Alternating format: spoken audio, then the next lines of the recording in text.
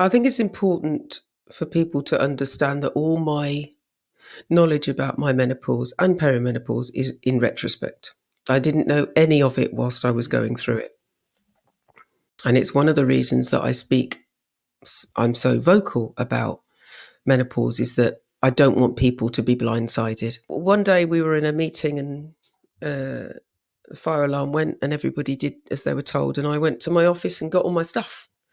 I went home and walked past them at the assembly point. Didn't say a word. Like, done. I'm not doing this. Yeah. Anyway, what ensued? Well, I was also going through hot flushes. I was having tingly legs. I felt completely out of sorts. I realised I was coming. My periods had not. I hadn't had a period for about 8 months by that time, but I wasn't putting two and two together because I was worried that I was going to get the sack because I couldn't do my job. I wasn't remembering things. And I panicked a lot. I lost sleep about money and worrying about money. And I was coming from a scarcity mindset, like, oh my God. And I didn't recognize my light. I didn't know this, Karen.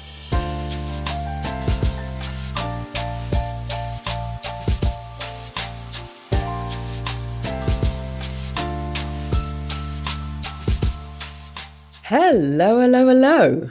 Hello and welcome back. Welcome back. We are entering season 6 of Menopause Whilst Black, the podcast that is committed to sharing the stories of Black people who are experiencing any stage of menopause.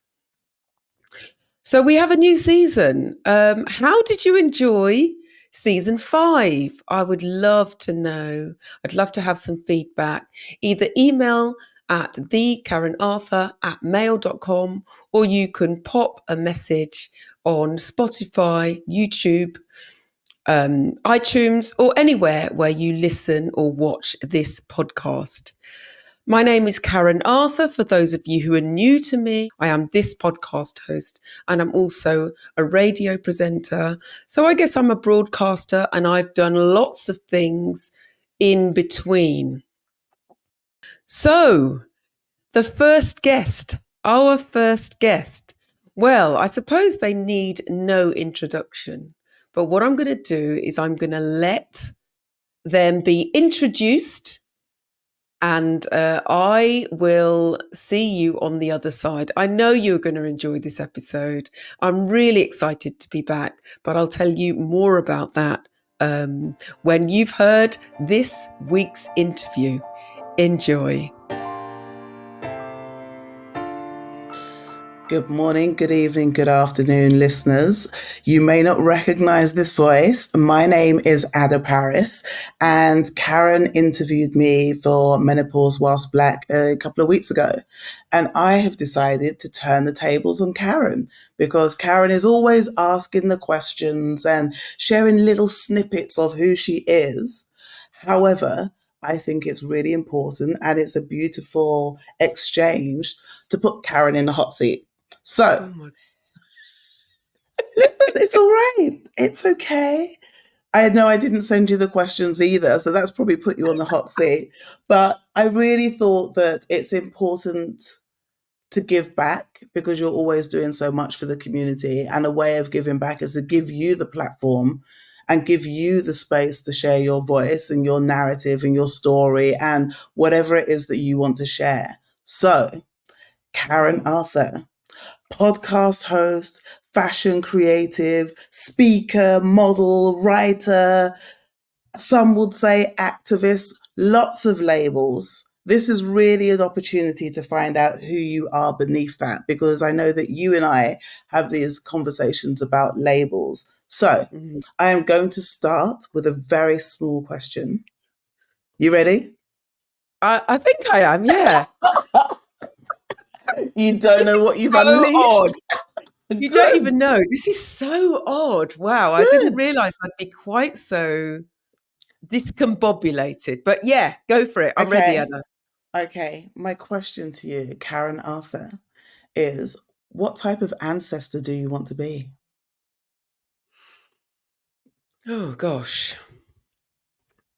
I want to be someone who is cheering on those people who are Black women, in particular, I'm going to say, who are stepping out into the unknown.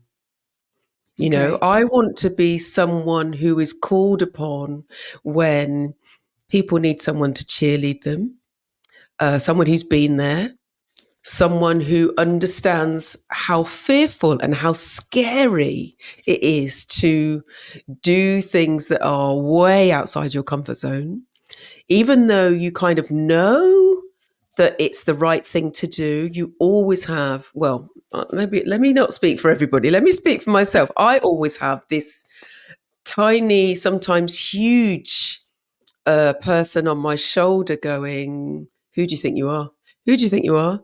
Who do you think you are?" And I want to be the ancestor who knocks them off their perch and says, "You've absolutely got this." So, and they're the ancestors I call on. You know, Okay. my late Aunt Monica, my granddad, you know, people who championed me and loved me and thought amazing things about me that I didn't even realize. And ancestors who are still living as well, you know, my good friends, um, people who see things in me that I don't see, you know. So yeah, I think that answers your question. There is no right or wrong answer. I love that. I love that answer. I love the fact that you start by saying how much you support others, because as you were saying that, my question was going to be, who do you allow to support you? That's why I'm doing this, turning the tables on you, because Mm. I'm championing you. And I'm sure that the people who are listening, who come back time and time again to listen to your podcast and get those little snippets of being seen, Mm. this is an opportunity for you to do that, for us to do that for you. Mm. How does Ooh. that feel? Yeah. Mm. Ada. That's made me well up, actually. It's the word allow. It Yeah. was the word allow when you said it's not who supports you, it's who do you allow to support you. I am so good at giving advice. Oh my God. I'm so good at saying this should happen. Not even should. I often don't use that word actually, but you know, pointing people in the right direction, you know, supporting them in a way that enables them to feel that they've got this, that kind of thing. But I'm also the eldest child. I'm an Aries, you know, of a single mother. My wonderful Bayesian mother, we call her Queen Joyce, Joyce Elaine Aldine Light Arthur. Oh, I love when And it's the full names.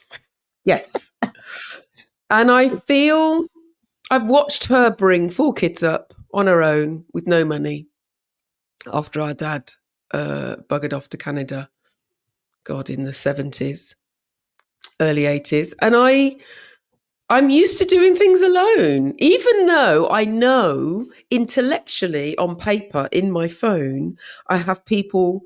I had someone say to me yesterday, a wonderful woman, Iffy, who went on the joy retreat last year, say some wonderful things to me, and it makes me so uncomfortable. And one of the things was, you know, we've got your back. You know, if Mm, you turned around and said, "Could you do this?" We'd just say when, you know, where.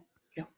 Um, but there's something about that I, by default, is I'll do it myself.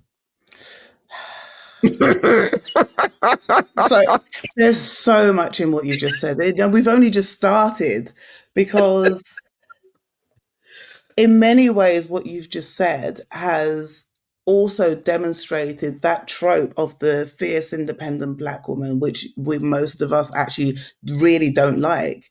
But the I can do it, I've got this, I don't need to ask anybody, all of that. I think I may have mentioned it when we were Yeah. having the other conversation, and it is Mm. that fierce independence is a trauma response.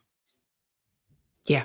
Yeah. And we as Black women, especially in this place where we are in the minority, feel Mm. like we have to keep going and have to keep pushing through, and we're not going to make a complaint. And actually, that is also really it's really noticeable when, especially when it comes to Black women's health. Mm. And I think there's so much. Gosh, I feel like I say, the most obvious way I have had people surround me recently has been in creating this podcast. Actually, moving to YouTube, moving to weekly, being very specific about planning my video and sound editor, Erin, and my eldest daughter Kareem have just gathered me up and gone, right. So I have this team who, and I say, oh, I don't do anything. Well, obviously that's not true. I do quite a bit, Yeah. but Yes. without their knowledge, expertise, and just holding me and getting me, Yeah. Kareem recognizes overwhelm in me, before I do, and will take, and she will say, Mum, step away, or you're doing too much, or let's do it this way if it doesn't work that way, that kind of thing. But I didn't. It's not like I had that help, but at hand, but I didn't realize it was there. Yeah. Um, yeah, that's a really.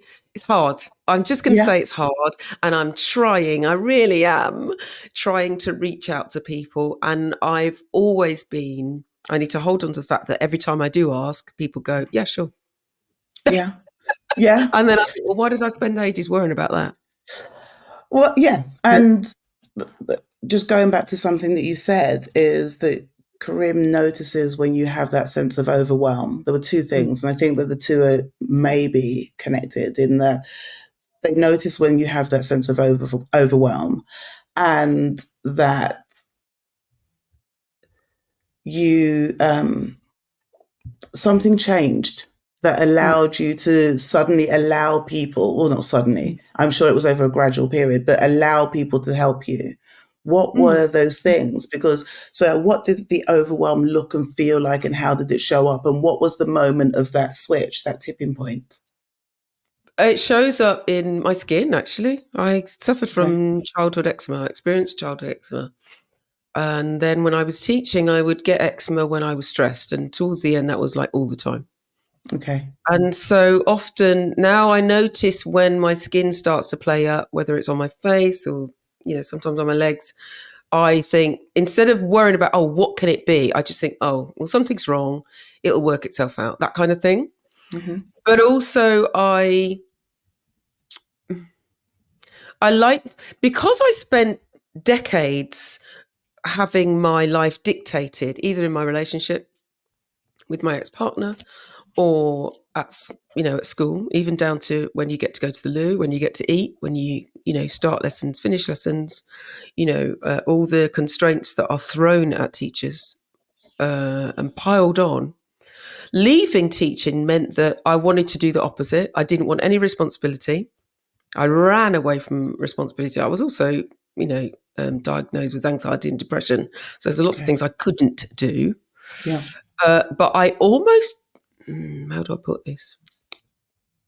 I want to say relished, but that sounds like I enjoyed depression.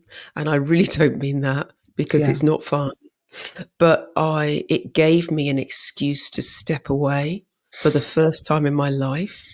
And it meant that I've used the phrase, turn the gaze on myself, stop looking after everybody else, stop being the eldest child, stop being the person everybody looks to sort everything out, whether it's organizing things, whether it's saying, let's do this, whether it's coming up with ideas, whether it's bringing the energy and the fun. Mm. I just got to go quiet, you know? Yeah. So I suppose it shows itself. So now stepping back into the fore, it's one of the reasons why I held off doing the podcast, not least because I thought, well, I don't know anything about podcasting. Somebody else will do it. Yeah. But also there was a fear of being shit. Well, we get older Yeah. and we want to be experts straight away. And I was scared of experimenting. I was scared of not being good. So the people I Yeah. looked to emulate were people who'd been podcasting for years and had money behind them and sponsorship, you know. Um, yeah, so it kept me quiet. But I notice that when I get overwhelmed, it's a physical thing. My Okay. sleep is great. I don't have problems sleeping, but I dream. When I'm unsettled, I dream and I remember my dreams. So I wake up, my eyes will Okay. ping open after 7, 8 hours, and my mind is racing immediately, or I'm going over the dream that makes no sense. So a friend of mine, Nova Reed, wrote the book Good Ally, and she suggested years back now to keep a dream diary where Mm, I journal. Journaling, as far as I'm concerned, is one of the many things that saved me. But a dream diary is separate. So I keep one of those, and I notice that when I'm dreaming, something's wrong. But again, I don't spend time thinking, oh, what must it be? I need to yeah. investigate. I just notice it and let it kind of move through me. Okay. I don't even know what the question was. I love. Well, look, this is why I Just have didn't give chat. you. Anyway, this is why I didn't give you, loads of questions before, because I wanted it to really be about being present for each other with this Mm, opportunity to really speak. Because I just want to go back a moment and say thank you for being so honest and open about that, because there are so many things that happen in our lives that we don't tend, especially those big monumentous things, that people mm, don't actually talk about the relief that comes with those things. So we don't really talk a lot about death and about grief. And if you're with somebody who is going through, a long, drawn out, heartbreaking death, mm, and then when they finally die, they pass, mm. there is this, I've spoken to so many people about it behind closed doors, that Mm. they go, well, there's this sense of relief that they're not suffering anymore. And then you Yeah, feel bad for feeling that there's a sense of relief. So I just want to say thank you for being honest, because so many of us go through these things and go, oh, I can't let people know that I actually feel good. Not because that's happened, but yeah, because there is a cloud has lifted that you didn't necessarily know was there. And I think yeah, that that's what you also do with this podcast for so many of us.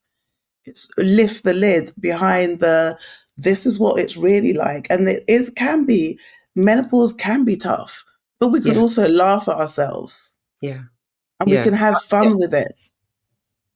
I would agree. It's still. I would agree, and I'm glad. Thank you for that observation, because That's exactly what I want to do. That doesn't mean I find it comfortable. Let's be clear. So back in 2019, Star Like You flew over to do an Yes. interview with me, and they are very good at their questioning. And this is a year before the podcast. This is when I'm just starting to, find my Yep. fit. I've been talking about menopause. I've been talking about my mental well-being journey, but I hadn't been really public. I mean, like that anyway, And so I remember they descended on my home, and they're in my bedroom. And the thing is, at that time, their format was you look in the mirror. And so Okay. they're sitting in the corner asking me questions. And so I'm very good at telling a story. So they ask me a question, I answer it, and then they go, explain or expand, or do you want to, all that kind of Mm, stuff. And I'm standing there in my very nice bra and knickers, thank you very much.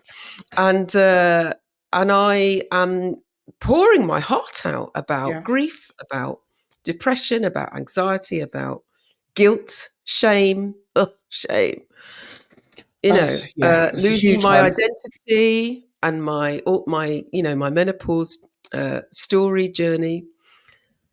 And then they went away, and it was great. And then I went on holiday. And when I landed back from holiday, the video dropped, and I can feel it now. Explaining it, I felt sick. It was Okay. then I was like, "The fuck did I do? What did I do?" And you know what? That hands down, people are still finding that video. It's on YouTube. There's like 400 and I don't know 70,000 views. People still comment about it. And what I've learned is that the stuff I felt most vulnerable and shame about The stuff that I wanted to hide, when I open my mouth, that's the stuff that resonates. Yeah. That's the Completely. stuff that needs, because shame cannot live in the light, you know? And as unique as we all are, our story will resonate with someone. We are never actually completely alone. And that's what I'm learning. So when I feel a little bit, I put something on Instagram today about the fact that I don't wash my hair. I wash my hair every 2 months.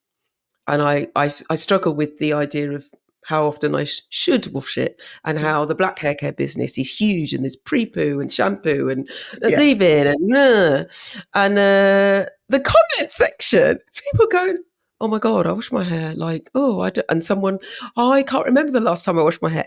So I feel Yeah. like we we need to feel empowered to speak our full truth and not feel shame for it, because that's how we heal. Completely. That's what I think. Yeah, completely. I completely agree because I mean, I don't have hair now, but I used to have dreadlocks and I wash them every 6 to 8 weeks, if that. Right. Yeah. And yet And no one talks about that. but this is the There's an point. assumption that people are washing their hair once a week, once every 2 weeks. Oh, who's got time for that when you've got dreadlocks? For real. And then when they're wet, it's like, Yeah. it's weightlifting for your neck, right? Right. Yeah, that was the next thing. Cutting Yeah. my locks that were down my bum Yeah. up as a bob. It is so free. It has been so freeing, and actually it's helped it to be even healthier, that and not dyeing it anymore. Okay. Why why did you cut them? Because you've had them for so long. mm. Well, first of all, I got it in my head. I was lying in the bath and I thought, oh, I'm going to cut my hair. It was 2 weeks before my 60th birthday, Okay. and I wasn't going to cut them this short. I was going to just trim them, give them an extreme trim. Mm. So I went on YouTube. I got out of the bath. I went on YouTube and I looked at 3 videos where people were cutting their hair, and none of them had cut it as short as I've cut mine. And it's addictive. So I also thought, I know enough hairdressers that Hmm. if I F it up, I can go to them and hold my hands up. So I think I cut it to just above my boobs. Then I got to my shoulder, and I remember thinking, oh, I quite like my neck. I want it to accentuate my neck. So I cut it short, and then I took a selfie and I sent it to my girls, and they were like, Yeah.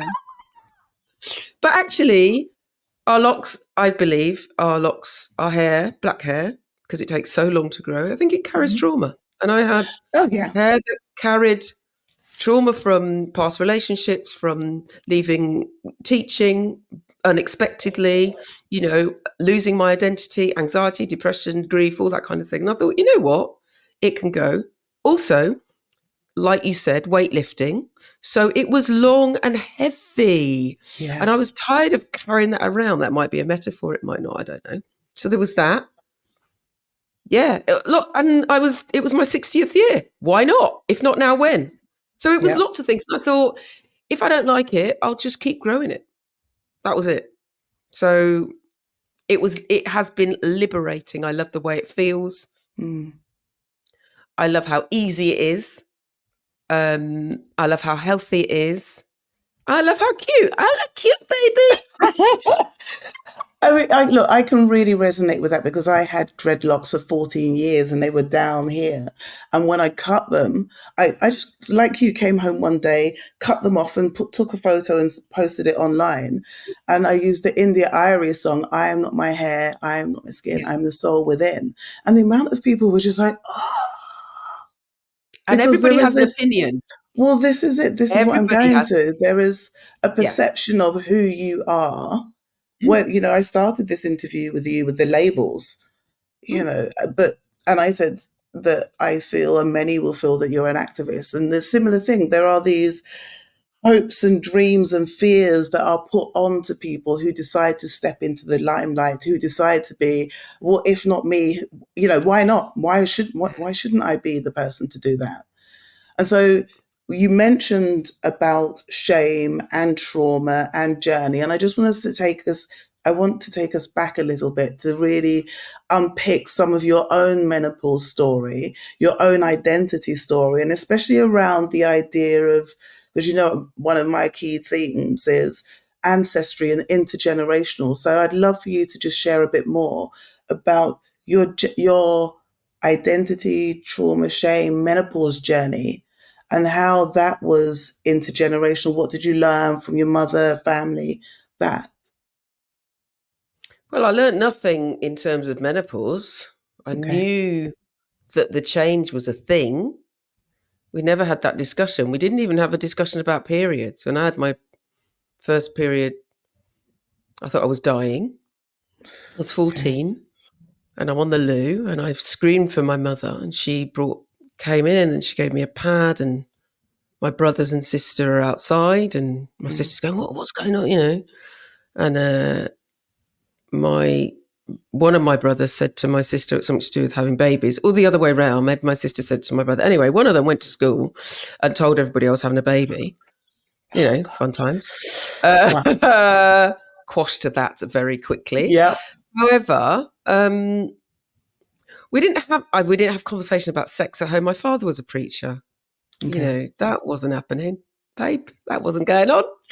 And he left around when I was like 14, 15 to go off and be a Jehovah's Witness in another country.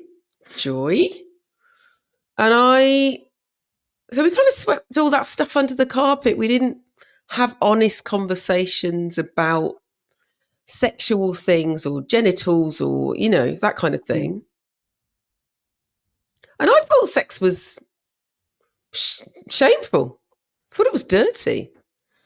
You know, and you get the messages that you know, when at school and you had the bike, you know, the girl who was the Yeah. bike who had more than one boyfriend or who had sex before 16 or that kind of thing. So I grew up with those kind of messages.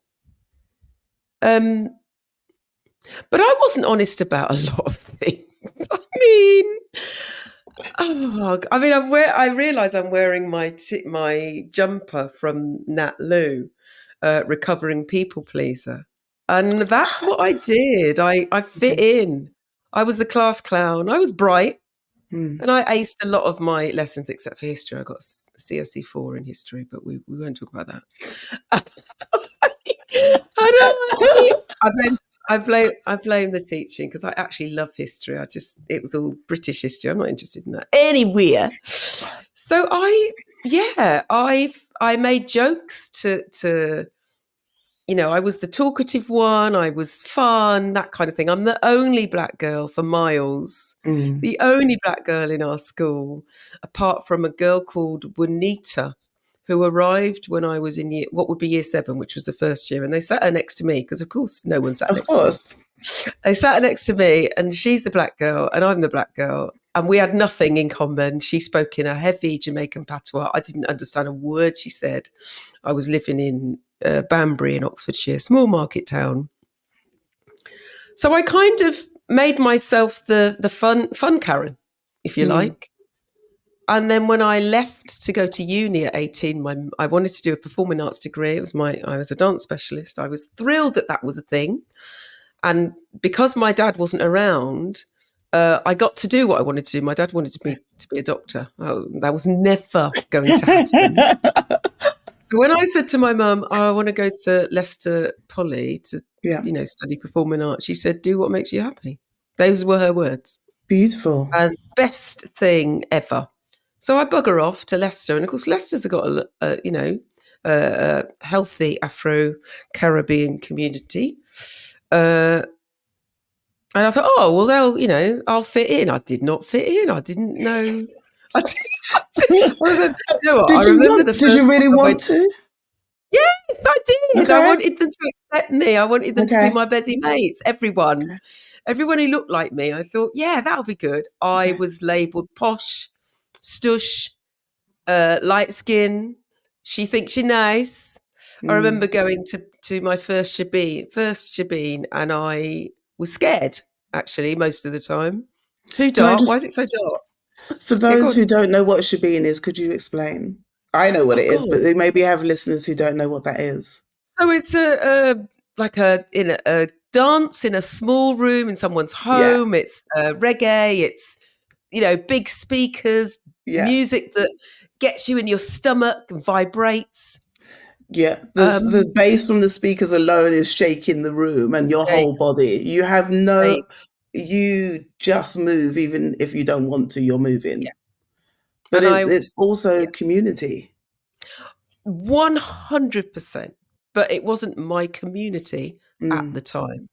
okay. And the friend I went with was the only other black girl on my course who took me under her wing, Hilary Carty. Love her to Mm, bits. Took me under her wing. And she had, I idolized her at uni because she had a big family. Her mum and dad were still together. She had lots of brothers and sisters she was close to. She went home a lot to see them. She took me with, her. They had the living room with the plastic on the sofa and the blue yeah. spot radio and the record. I didn't have any of that. Yeah. I don't have that in my upbringing. Mm, So she was, for me, the family I was missing, I guess. But so I feel like I spent a lot of my life trying to fit in, trying to be black enough, trying to be white enough, mm, trying to be feminine enough, trying not to be a tomboy. Although I loved being a tomboy when I was. Wanting to be loved. Yeah. And it wasn't until I hit menopause. Menopause allowed me to go, yeah, no, we're not doing that anymore. And yes, it was a rude awakening mm, because I didn't choose to leave my job, really. I mean, I chose it, but it was because I was ill and I felt I couldn't do it. I mhm. didn't choose to become honest. I just thought, you know what? It hasn't worked this way. Yeah. So we're going to do it this way. And I'm honest to a fault. But more importantly, and I think this is important for me, I'm honest to myself. I try, not all the time. And when I'm not, my girls are. So, hey, we get there in the end. Well, they're I'm mirrors to you, right? yes, I'm honest about my motive. So I'll say, why are you Okay. doing this? Are you doing this because is this ego? Is this ego, Mhm. Karen? Is this because why do you want that person to be your friend? Are they your friend? That kind of thing. And it's exhausting having these conversations, let me tell you. But it's worth it. Yeah, look, you're sharing stuff that many of us as black women, non-binary people in this country will recognize that desire to fit in, not understanding how necessarily to fit in, that if you move in certain circles or you do certain things or look or talk a certain way, that you're not black enough, as if there is Mm, one way to be black. And if you don't fit into that model, that means that something's wrong with you. So what was it? mm, I'd love you to go a little bit deeper into what it was. Maybe give us some insights into your menopause journey, how you recognized it, and then what were some of those key moments that got you to a place where you went, "Oh, screw this." I mean, there's some of us who've got that. I yeah. think some of your listeners would love to really understand because going through that these moments of something in my body is changing Mm, and I know it's changing and I'm not quite the person that I used to be or I don't know where I'm heading. And now mm, I need to try and ask for help and support from systems and structures that aren't always in my favor. How do I help myself? How do I motivate myself or what can I do? mm.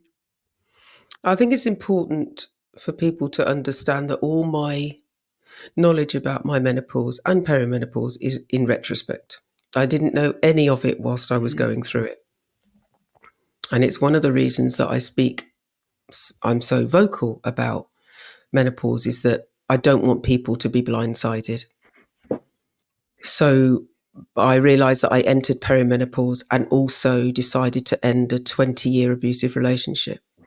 I now know that that's what was going on. But at the mm, time, a switch flicked in my head, which was, I don't want my young girls to think that this is a normal relationship. I don't want them to grow up and move into relationships that are abusive, thinking that's the way it's supposed to be. I need to break this cycle. But then when I did that, I threw everything into my job. And so I needed to be the best. And I'm very competitive. I needed to be the best. But also I needed to keep my house. I needed to pay my mortgage. I needed to do all the things, Mm. So I did that. But then it got to a point where both girls went to university, 2014. I had been steadily moving into depression, but I didn't know. I was on automatic pilot, doing a job that was constantly asking me to say things that I didn't fundamentally agree with, even if it was down to which options kids should choose. I had to say they couldn't take dance, drama, and music. They couldn't take. Do you know what I mean? That they had to take certain GCSEs to get them into a Russell group. I don't believe it. Anyway, Yeah. don't get me on education. Episode 2.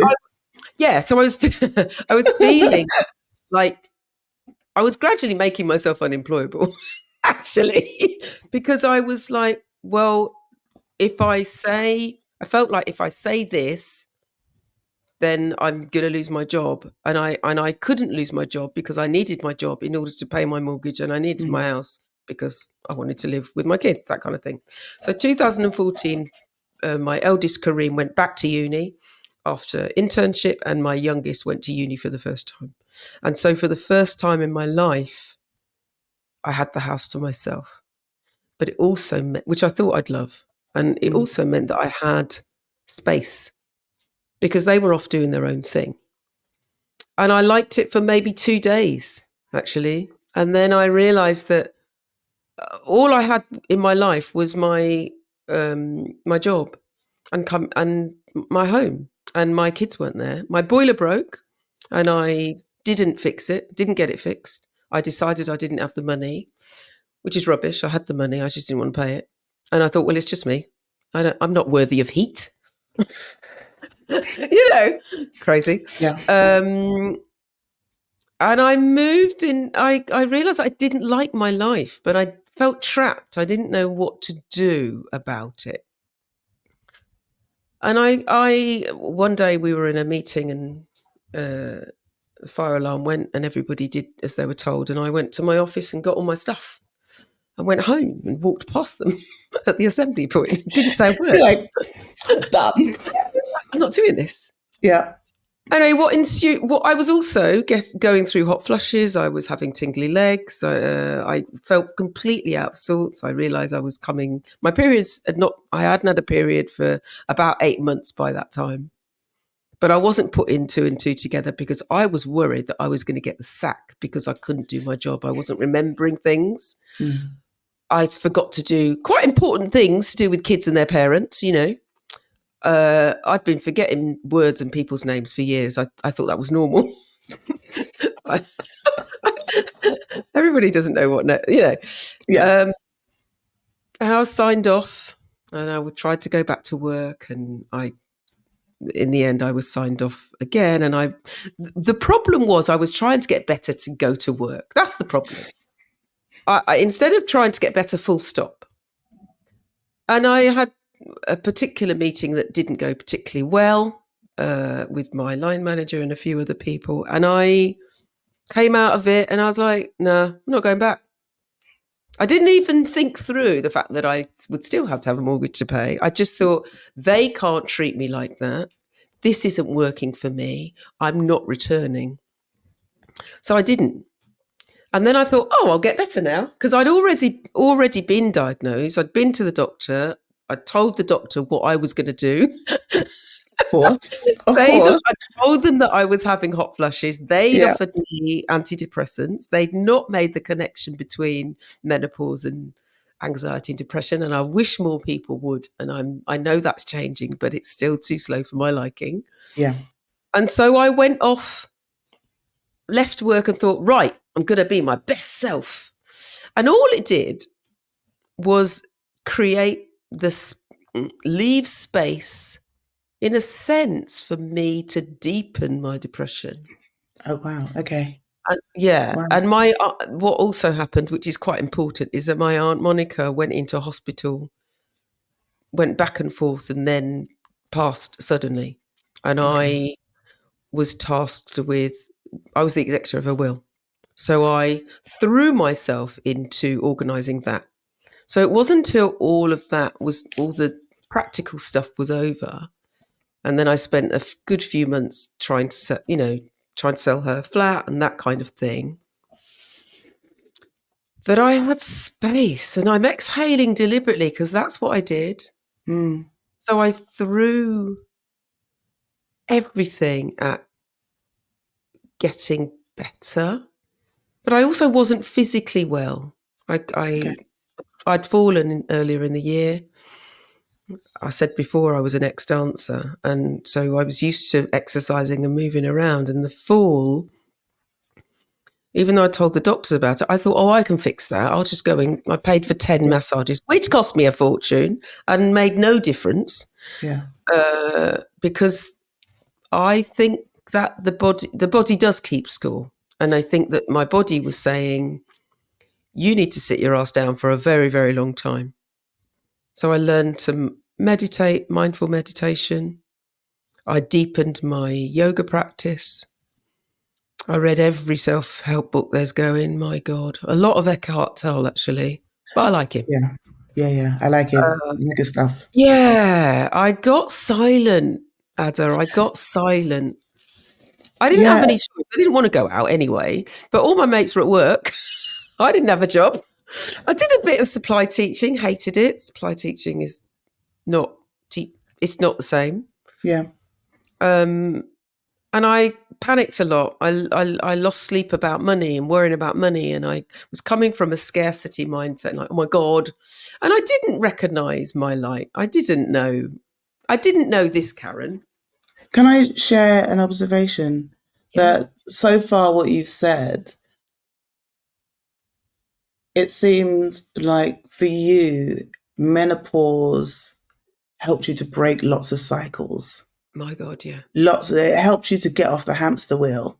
Mm, And that nervousness of getting off the hamster wheel and mm, suddenly recognizing that it's you and yourself and your thoughts and your experiences was overwhelming. But mm. also, it was a thing that in some ways saved you because it Yeah. gave you the space to get off and go, okay, what does this actually mean? What do I want? And I think I had that nothing that's to why, lose. yeah, right? I had nothing to lose. And I often say menopause gave me my voice. As Yeah, loud and as vibrant and as out there as I yeah, have always been, this loud, vibrant, out there person is the true me. The other person was the person who hid behind fashion and the way I looked, my body, feeling mm, sexy, that kind of thing. But I never spoke my truth. I never spoke my truth in my relationship. I said what I wanted, what I thought he wanted to hear. And I never spoke up in staff meetings, never said a word, yeah. because I thought they were all brainier than me. It's ridiculous now I look, thinking yeah, about it. I But I get was it. overwhelmed by all the degrees, forgetting that I'd got a degree, you know, forgetting that I was a, very, very good pastoral leader and that people came to me. I forgot all that stuff. I forgot all that power. I didn't think it was power. And if people gave me compliments, I didn't, I thought they were talking about somebody else. So It's this, in, Karen, is yeah, is as honest as I am able to be at the time. And that shows on, I mean, Instagram, I suppose, is my weapon of choice. So it shows on my Instagram where I can't write 3 sentences. I go into one, but I also feel that when we show up as Black women, as when yeah, we show up, older Black women, as our true selves, whether it's what I wear, wearing my happy, whether it's what I do, change, going from teacher to fashion designer to model to moving home to relocating to whatever it is, mm, not even chasing, leaning into the stuff that I love. When we do that, there's always someone watching, yeah, Yes, I do it for my girls. But for so many people, and that the testament to that is my DMs all the Yeah, time, whether it's on Menopause Whilst Black or the Karen Arthur, people going, thank you for your joy. Thank you for, or telling me what they went to buy or what they didn't do or how, And I think more of us need to recognize that we have to choose ourselves first. 100%. 100%. You There's know, two things going through my mind as you're saying all of that is, one is the Audre Lorde poet essay, "Poetry is not a luxury." That mm, it is, she describes it in this way of that it is a tool and a medium for the expression of the deepest part of ourselves. mm, And that you and I burst onto the scene with all this color and this, mm. this vibrancy, Says where and exactly, you know what I mean? unapologetic to be who we are. Because what you've described is also, there's a bit of it around, you were just done. You were fed up with it, trying to fit into other people's boxes. And that in itself is a good ancestor, because you recognize that there are ripple effects. Being a good ancestor is not just about having children. It's about, for me Sure. anyhow, it's about being very intentional and very aware of the fact that everything you do leaves a ripple effect, and everything you decide you're not going to do also leaves a ripple effect. Yeah. And Yeah. so that's why it's important for sometimes the tables to be turned and you to have the platform to be able Mm. to share your story, because you've changed from who you were when you first started Mate. this podcast and this idea to now. So what are some of those biggest changes that you've noticed, the positive and the not so positive? What are some of the biggest lessons that you've learned in this journey of being more unapologetic about being Karen Arthur? I've learned how to set boundaries. That's the biggest takeaway for me. Okay. I've learned that saying no doesn't, obviously I have, good friend who's written a book, The Joy of Saying No, Nat Lou. But I've learned, to say no and not feel guilty about it. You know, I've learned that my vulnerability is my strength. Most definitely. And it doesn't mean that I don't have wobbles. I have a wobble every other day. Yeah, but But then we're all human. and then I have a word with myself, or I have a good night's sleep, Yeah. or I put something in one of the many WhatsApp groups I'm in and going, guys, so this is how I'm feeling, you know, Mm. and then we get up and we move on. I'm learning that done is better than perfect, and that my perfectionism, my need to be the best at every bloody thing, isn't necessary. There are people out there creating mediocre stuff and getting accolades for them. And that's fine. That's their journey. I will Yeah. also say that I have learned that if I'm doing what I'm called to do rather than what people are telling me what to do, um, it it I have a physical I approach it differently. I come from a place of joy. I say yes with my chest, Mm-hmm. I love And that. I've also learned to let go of the feeling that I don't chase. I rarely chase things. I don't chase jobs. Mm-hmm. I honestly think that what is for me, it just doesn't pass me by. It's not my path. And don't get me wrong. At the moment on Instagram, it feels like everybody and their dog's written a book. And that's fine, right? But sorry, that sounds really bad because it's not No, bad. no, I'm no, they're but my friends and I'm really pleased for it's them. an observation, right? And that doesn't mean I haven't written a book. It just means that it's not there. Yeah. I'll move away from that. But anyway, my point is, Instagram makes me feel like shit sometimes, but now I recognise that I feel like it, and I can take it off my phone and throw my phone across the room, Mm. onto On a soft soft, landing. yeah, yeah. Yeah, right. Just in case, Because I can be mad, but kind of still yeah, careful about being yeah, mad. I'm not an idiot. But that's their journey. That's not my journey. It's not my journey. Yeah. And when I remember that, I calm down, or Mm. I just yeah. And I'm also learning, there's lots of learnings, by the way, you've probably noticed this, Great. Yeah, no, this is great. that when I was depressed, I couldn't see the light of the end of the tunnel. I didn't care about what I wore. I didn't want to be near people. I didn't want to go outside. Everything about me was the opposite, almost the opposite of what you see now or what you hear now. Now I know that mental well-being fluctuates. So when I first started to get better, if I had a day where I felt a bit shit, I thought, oh, that's it, I'm going to be ill again. Whereas now I realise that no 2 days are the same. I can wake up one day and feel a little bit low or anxious.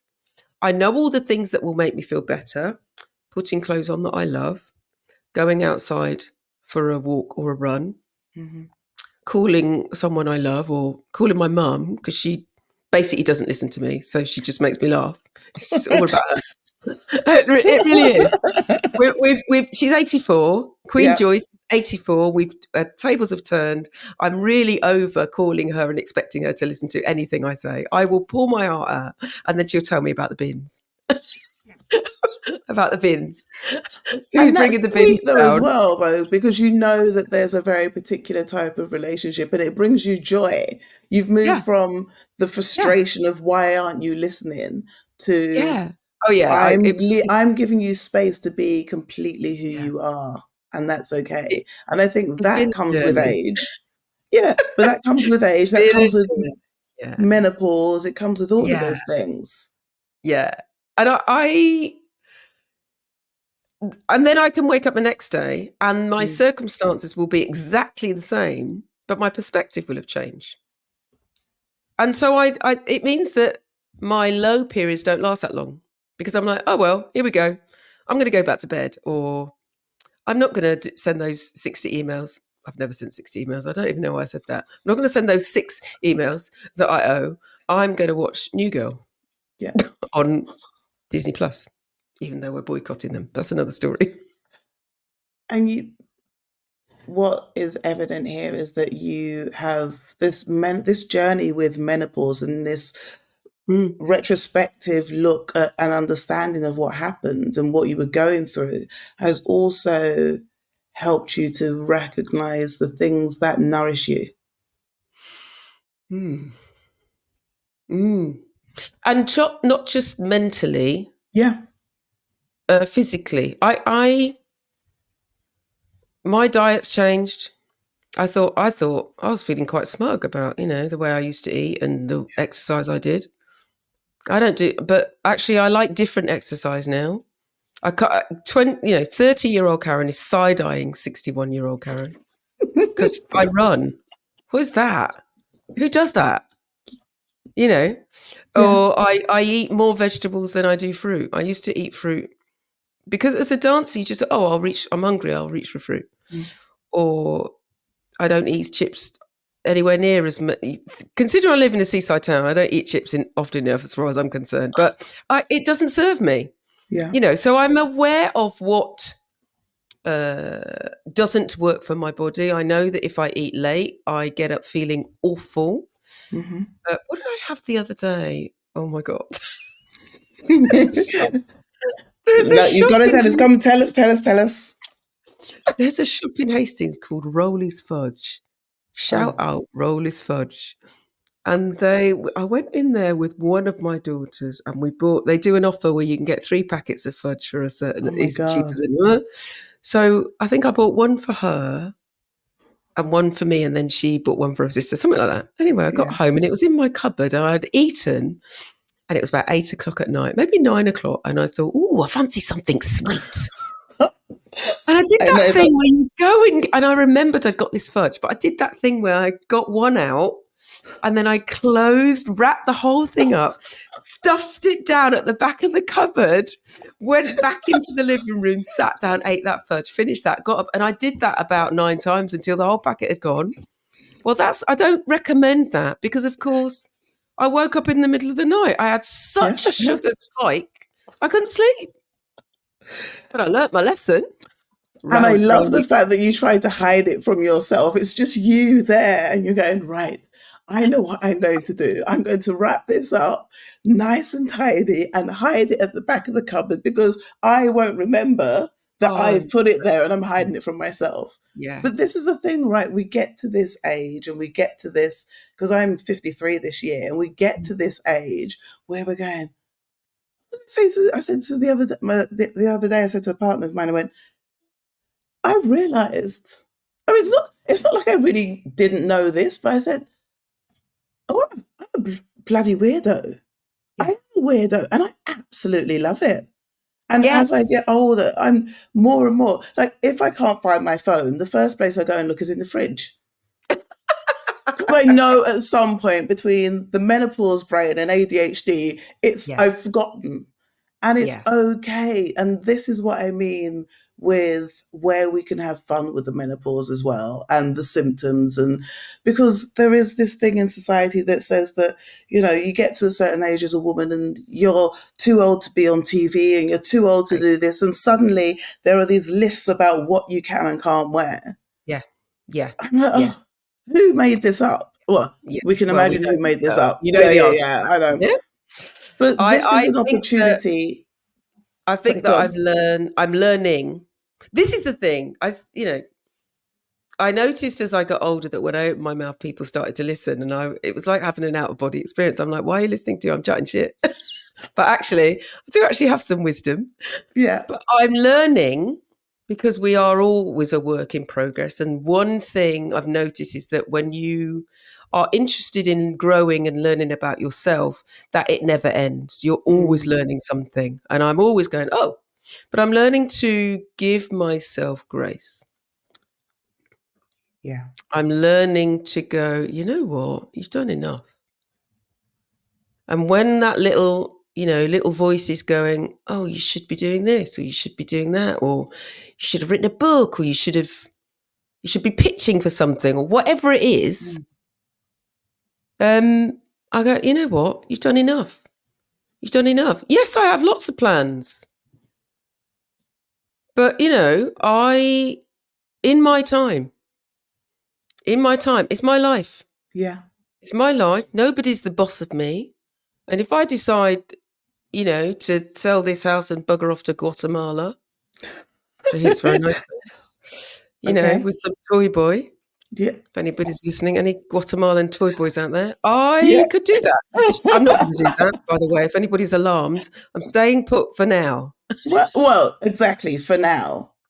And there is that, everything that you've talked about here has been, there is as you have gone through your menopause journey, as you have got older and wiser and all of this, there is more of a fluidity about who you are and how you show up, rather than it has to be at this age I have to have this, and at this age I have to have this, and I have Oh to God. have achieved these things. And that's Yeah. something else that comes with this, Yeah. is that, and especially as Black women, the level Mm. of expectation that is on us when we are younger. I'm the eldest of three as well. So there is what are other people going to say? What's it going to look like? All of that. We get to this age and you're like, I'm done. I'm Yeah. done. I'm going to do me and whatever that means. And I'm going to be unapologetic. And I can change my mind. And I don't have to justify that to That's anybody it. else. That is it. I felt trapped. Mm, And when I realized that epiphany around, oh, I have a choice. I've got 40, maybe 50, maybe 30 years left on this planet. mm, I'm going to move towards the stuff that I love. And it means that my portfolio looks bonkers. I don't know what I'll be doing next year. I never planned to become a broadcaster. I never planned to start a podcast or a radio show. I didn't know I was going to become a fashion designer. I don't know what I'm going to do in 2 years' time, but I know I'm going to be loving it. yeah. It might be tiny, it might be huge. Who knows? But I feel like we society batters into us that you have to, you get your GCSEs and then you get your A level and you go to uni and then you do the job and then you keep doing the job. No. Yeah. Some of the most interesting people I know, I will say, and including the interesting children I've taught who still come and find me, Miss Arthur, I'm doing this and I'm doing that. Yeah. Some of those most interesting, eclectic people are people who didn't follow the normal route or got excluded or didn't get many, qualifications or all that kind of Mm. stuff because they thought outside the box, Yeah. And I feel that when I realised I can say no, it is liberating. Yes. It is liberating when you recognize that you have a choice. And we all have choices, is that we have to recognize that we have choices. You don't Completely. have to. I'm not doing a Beyonce and telling you to release your job. you know. However, Yeah. they don't care about you. you know. Yeah. And there is some, there's an argument that says, well, I only left my job because I didn't have a choice. That's true. But as traumatic as it was at the time, and I use that word deliberately, I took myself into therapy. I decided I would pay for it. I turned everything onto me getting better. And I am almost grateful. Let's go for it. I'm grateful to menopause. And I feel that getting to I'm 62 and 11 twelfths or whatever it is, getting to that age, being able to do the stuff I do, be healthy, mate, that's a privilege. Yeah. That's a privilege. Not, there are lots of people who don't get this far. They don't get to the age where they can experience menopause. And, somebody listening to this who's having a terrible time through menopause, I am honestly not saying that I'm not negating those Yeah. feelings. I'm saying that once you are able to get a handle of your menopause care, and sometimes that means reaching out. Often it means Yeah. reaching out, and when you're someone who's used to fixing everything yourself, reaching out is hard. But that might be Completely. a friend, might be somebody at work, it might be the doctors, it might be going to a different doctor. It's all sorts of things. But once you get a handle on your menopause care, we are fucking unstoppable. Let me tell you. Yeah. Completely. Completely. Wow. So, Karen, we are coming to the end of this episode, and I have one last question for you. Oh, God. Firstly, I want to say thank you for being open to this opportunity and to me turning the tables on you and going, no, I'm going to interview you. And I'm not going to give you a list of questions. I just want us to flow and have this conversation and to help people see the other side of who you are behind all those labels. And my question to you is, what's your ask to us, your listeners, your network, your community? What's the ask, the one that you've been afraid of saying out loud? This is an opportunity to lean into that and be brave and go, this is what I want. Oh, okay. I wasn't expecting that, you bugger. Is there anything I'm afraid to ask for? That's an interesting one. I always Yeah. ask Okay. that you big menopause whilst black up, that you're intentional about when you listen to episodes, sharing it with other people. WhatsApp's the best way, by the way. Yeah. They're the ones that people take notice of. Mm-hmm. I'm asking for reviews, if on a practical level. Yeah. I'm calling in sponsorship. That's this year's plan to ask for sponsorship, whether it's for a season, because menopause whilst black, guess who pays for it? Me, Yeah. and I pay for it because I think it's important. Mm-hmm.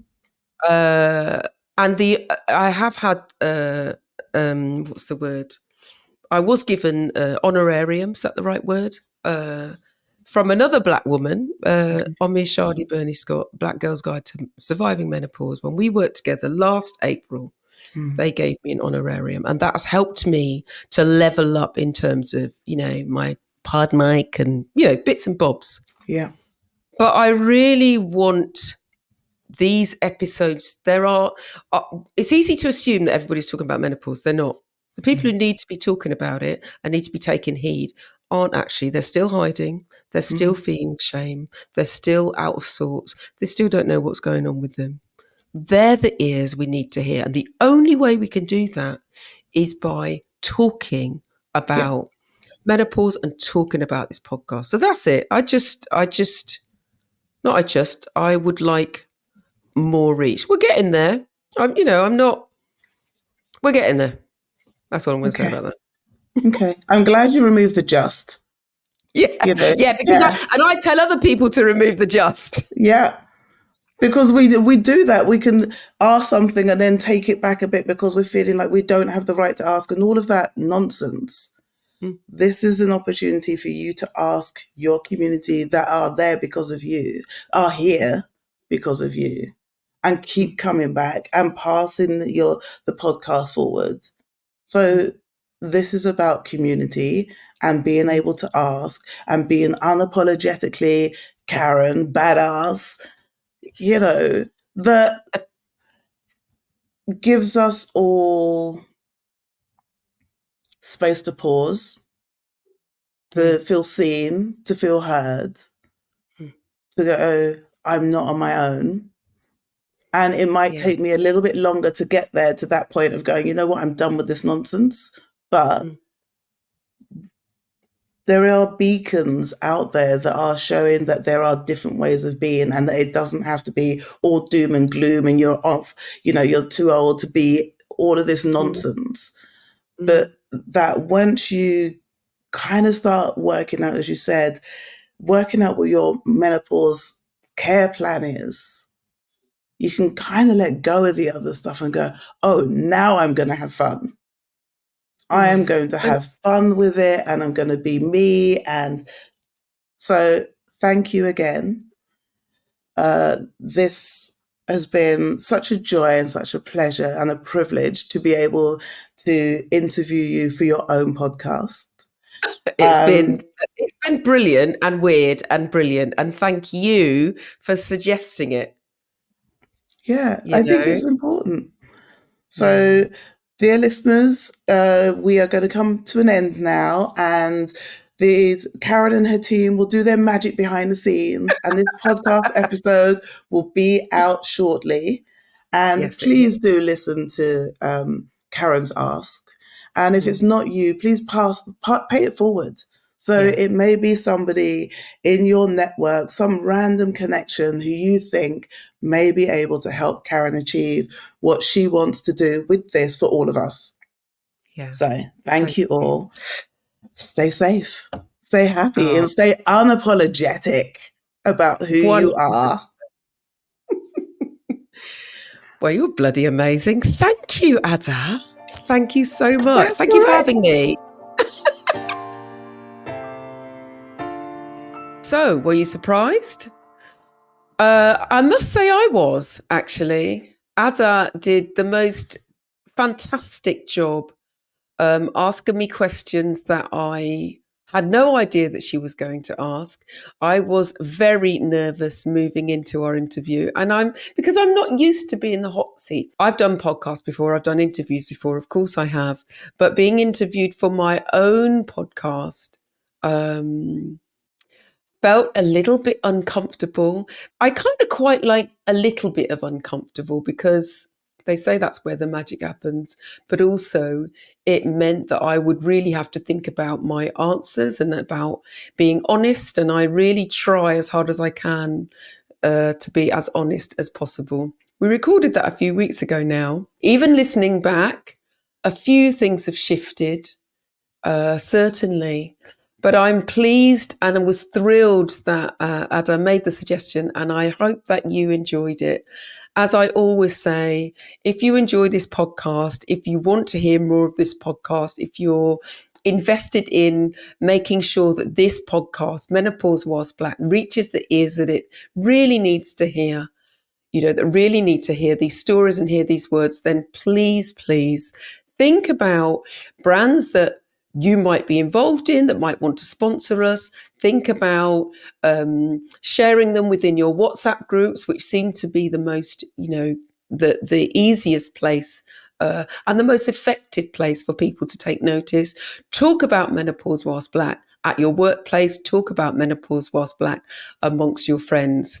It's really, really easy for me, especially working in this menopause space, which has changed so much since we started this podcast back in 2020 now, which is coming up to 4 years. It seems, like everybody's speaking about menopause because, like I always say, like learning a new word, you hear it, you see it all the time, but it's not the case. And I'm always coming across people who don't know about the nuances involved in different people's experience of menopause. They don't know about how early that menopause can start. They don't know that their symptoms might be attributed to menopause. They don't know how to advocate for themselves with medical health professionals. They don't know, they haven't really got a handle on their menopause care, or they don't even know what's going on. So I think it's really, really important that if you're able to share and talk, keep speaking, tell your truth, tell your stories, get this message out there as much as you can. Ah, how are you feeling? How are you feeling? I asked it twice because I was thinking of what my answer is, because I want to answer the question. Let me just take a sip of my tea. Today I'm drinking bog standard English breakfast tea. I drink the Clipper one because they don't have any plastic in their the little bag things, and they don't dye the bag. So I like those. Yeah. How am I feeling? There are layers and upon layers upon layers on how I'm feeling today. I feel like there's a lot going on within my life. I feel like in my personal life, I feel like this also in what's going on in the wider world. I'm disgusted by our leaders. I am disheartened by lots of the things that are happening in the UK and beyond in terms of not calling out what is obviously genocide in various parts of the world, whether it's Palestine, which is the one at my forefront, but also in the Democratic Republic of Congo, the war that's going on in Sudan, and lots of other places around the world. And I'm in the middle of processing that and fluctuating and oscillating between feeling despair and also feeling determined to share my joy and determined to, show up as truthfully as I can. It's kind of hard, and I wonder how other people are coping, and I wonder how you're doing. Because these things affect our mental well-being and they affect our physical well-being. And these things can have an effect on how menopause shows up in our bodies. So what am I doing to take care of myself? I'm talking a lot. I'm speaking with my daughters. I'm accessing my friends in my WhatsApp groups. But I'm also exercising. I'm also trying to get out in the fresh air. I am trying to run when I can, when it's not too windy or raining in the part of the world that I'm in. And I'm trying to practice breathing, deep breathing. I recently read a book called Breath or Breathe. I think it's Breath by James Nestor, and I thoroughly recommend it. If you have the chance to look it up, I'll pop it in the show notes. But it's about how we've forgotten how to breathe, which sounds simple, but really isn't. And I noticed that when I deep breathe, when I breathe deeply, when I really take the time to sit down or lie down and focus on breathing deeply from my stomach, my ribs, through my chest, up to my throat and all the way back down again, really filling my lungs, it calms my central nervous system. I do feel a little bit better and ready to start my day or continue with my day. So that's my advice. That's my ramble. They're my thoughts. Thank you for sticking with us. Thank you for joining us on this first episode of season 6, Menopause Whilst Black, the podcast. I did that backwards.